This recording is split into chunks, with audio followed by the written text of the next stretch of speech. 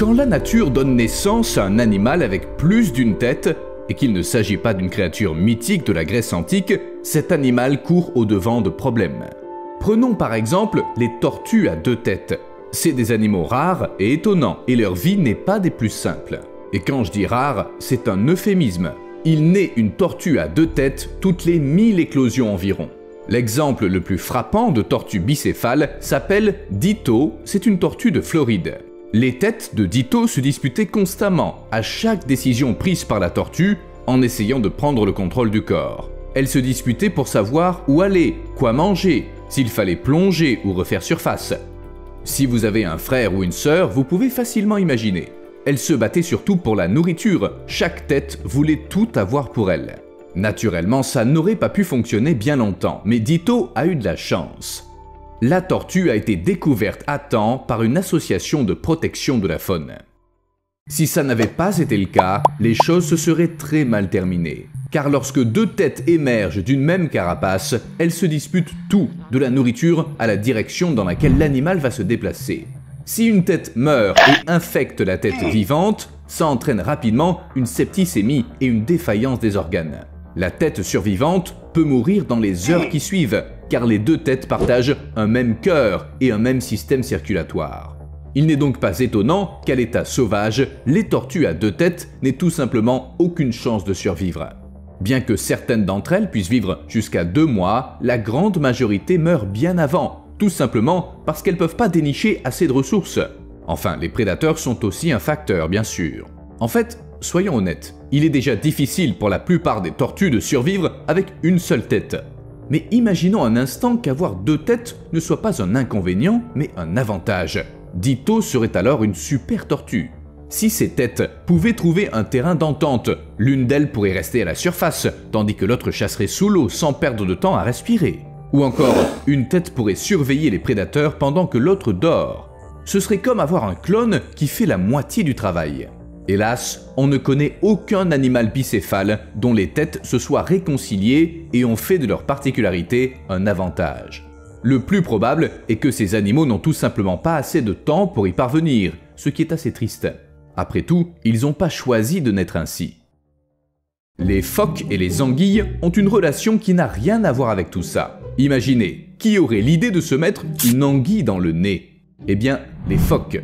Ils sont assez malicieux pour faire une telle chose, rien que pour s'amuser. Pourtant, ce comportement est très dangereux. Dans une région isolée du nord-ouest des îles Hawaï, on a recensé au moins 3 ou 4 cas de phoques retrouvés avec des anguilles logées dans leurs narines. Bien qu'aucun phoque n'ait été mort ni même gravement blessé, avoir un cadavre d'animal dans le nez peut avoir de fâcheuses conséquences sur la santé. Notamment parce que, en plongée, un phoque avec une anguille dans la narine ne pourra pas refermer cette dernière et l'eau pourra pénétrer dans ses poumons et causer une pneumonie.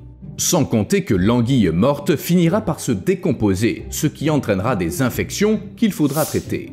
Tout ça est assez problématique dans le cas d'animaux sauvages. C'est pourquoi on retire généralement les anguilles du nez des phoques, mais il serait préférable que les animaux cessent de les y mettre.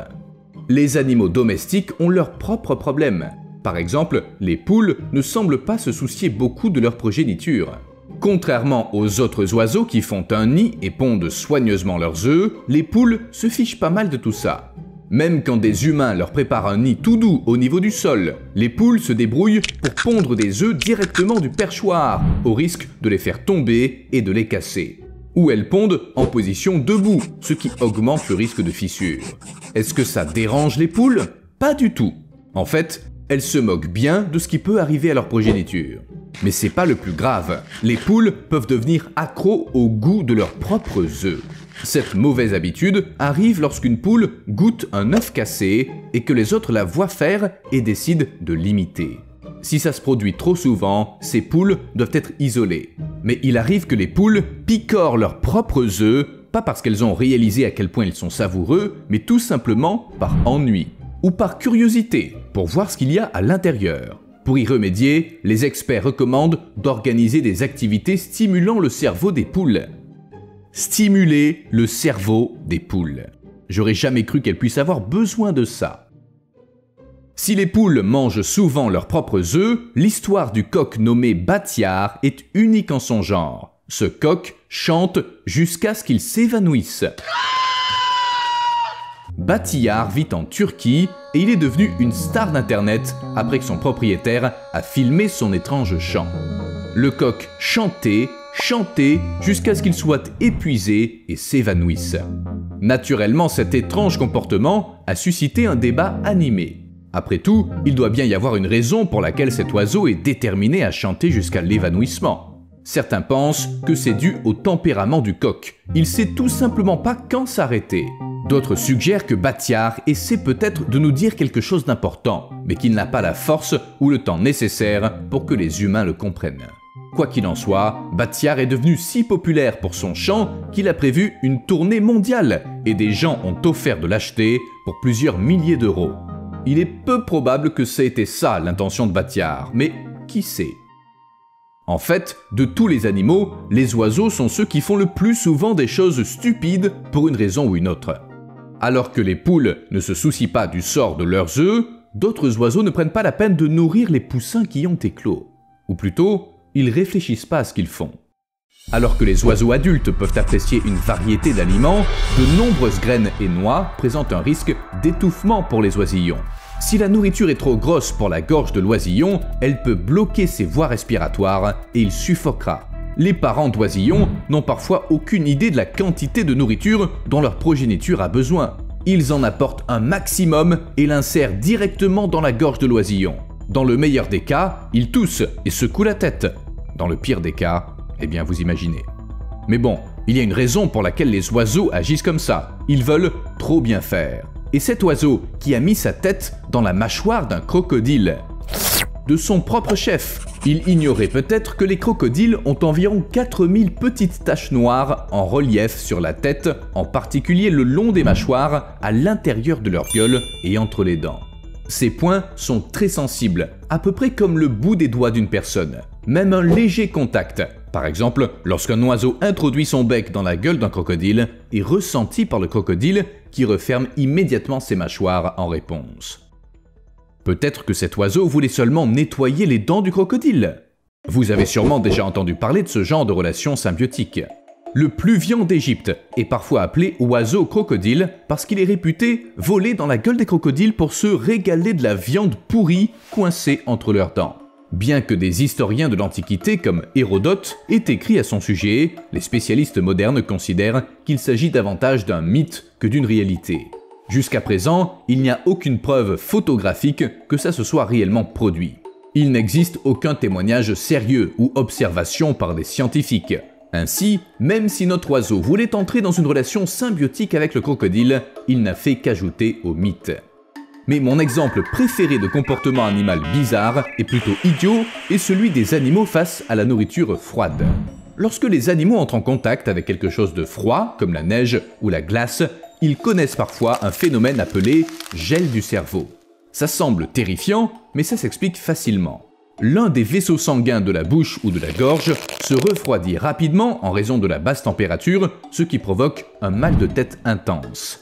Cette douleur disparaît vite dès que cesse le contact avec l'objet froid. Sur Internet, on trouve de nombreuses vidéos de chats et d'autres animaux qui éprouvent cette sensation. Il existe même une telle vidéo d'un coyote.